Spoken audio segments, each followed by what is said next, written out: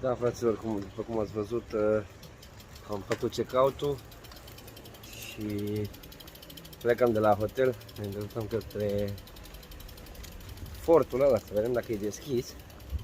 Nu are niciun program pe internet. E un fort din primul război mondial. Mergem să vedem. Din nou avem parte de o vreme superbă. Hai să pornim la drum. Ei, fraților, am găsit un beach club care e după gardul ăsta. Era o poartă. Uite, mă, care se duce, mă. Era o poartă, dar era închisă. Ia stai să mă uit, mai aia intră.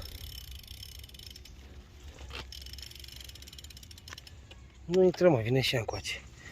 E un beach club, cică, aici. Hai că beach club, dacă e. Caut intrarea. Trebuie să aibă altă intrare, că văd că e înăuntru după gardul ăsta sau copii. E pe unde au intrat? Văd că e un autobuz aici. Ha, pe aia, mă, să vedem și noi dacă e beach club, într-adevăr. Dacă e beach club, ne permitem să stăm și noi aici vreo 2 ore la plajă, nu? Ia. Da, bă. Am găsit intrarea, fraților. Ce zice? E îngrădit, bă. Bă, dar zici că intre la cine știe unde. Ia uitați.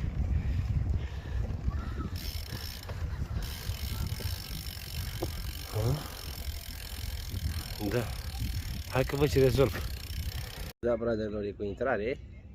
Era problema de intrare, că e doar 8 euro. Dar se deschide de-abia la 1, poți nota, poți să mergi la aquapark. E tare de tot. Ia uite ce e aici. Ce activități poți să faci cu barca, cu placa.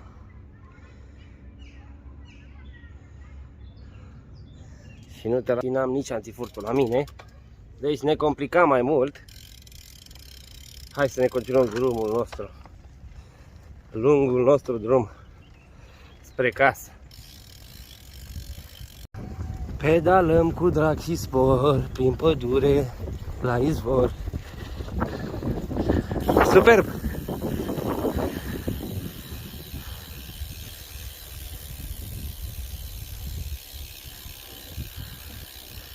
Pedalați, fraților, că e gratis!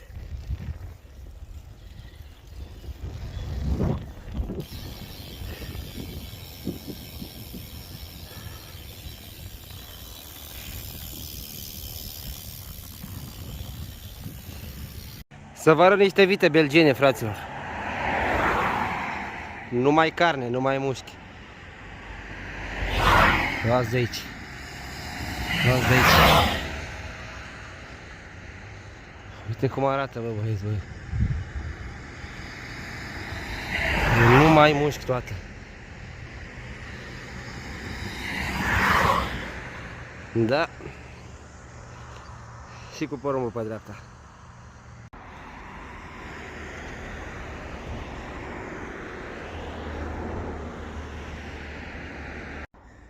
Din păcate e un drum care nu prea poți să mergi cu bicicleta. Avea mergea singură.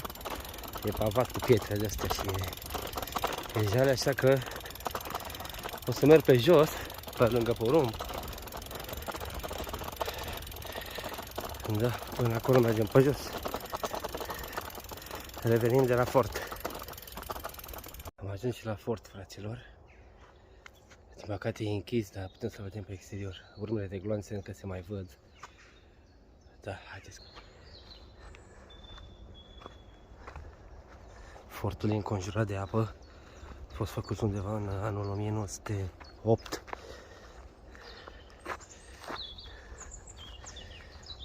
E înconjurat de apă. Uitați, urmele de gloanțe încă se mai pot vedea. Ia uitați. Vedeți? Urmele de gloanțe. Ia uitați.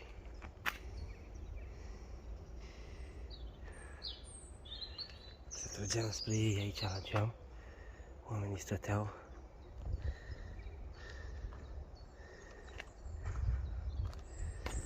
Dar din păcate e închis. glonțe. Și pe partea asta, mamă, s-a tras, băieți.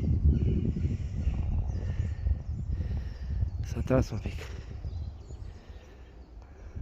Oh, ce găurii să-mi bat picioarele.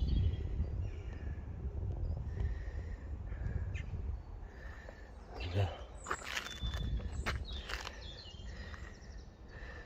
Cam asta este. Mă, cred că nu se mai poate intra. Acolo înăuntru, m-am uitat pe internet, erau camere unde îi țineau închiși pe ostatici. Prizonieri de război și așa mai departe. Erau celule, era, din păcate, închis, da. Da. Îmi pare rău că am venit până aici, uite și pe partea aia câte s-au tras. O să stau aici un pic, să mă odihnesc și pornim mai departe la drum. Vă pup! Și cum altfel puteam să ne relaxăm noi aici, decât cu tradiționala bere. Berea vlogului. Opa! Am pic agitată că am ținut-o în spate în geantă, împreună cu colegele ei. Împreună cu colegele ei. Încă 3. Pup, pup.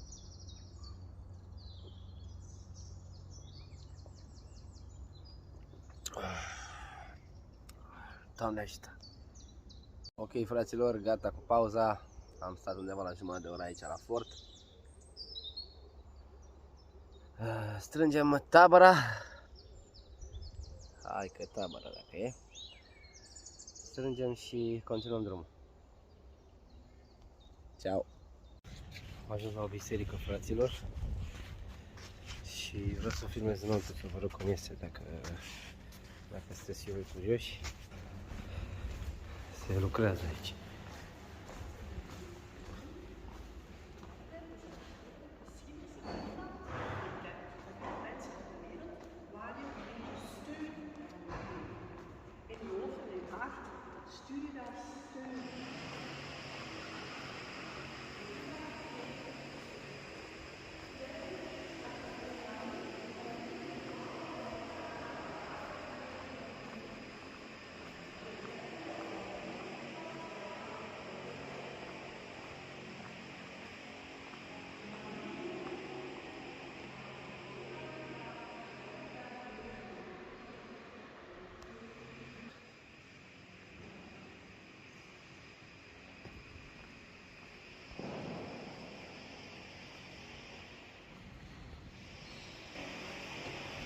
Cam așa arată biserica aici la ei.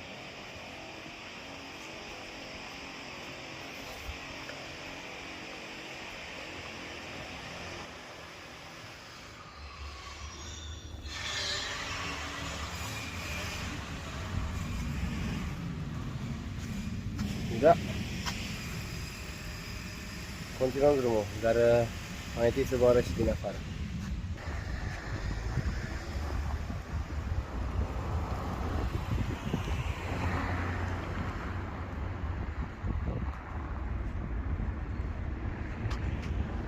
Da, fraților, și tradițional la pauză de bere.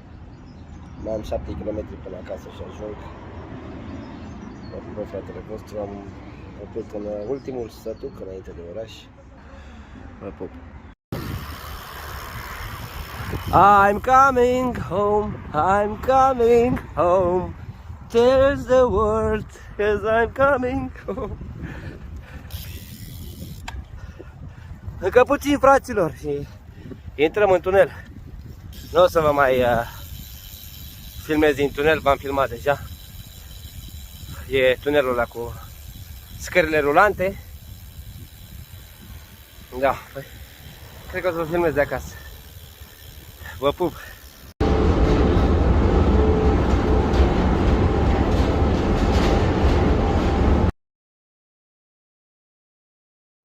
Am ajuns acasă, fraților. Aici o să închei și vlogul. Dar nu înainte să vă arăt ce am cumpărat de la un târg de vechituri din drum. Am luat această icoană pictată manual. Este absolut superbă.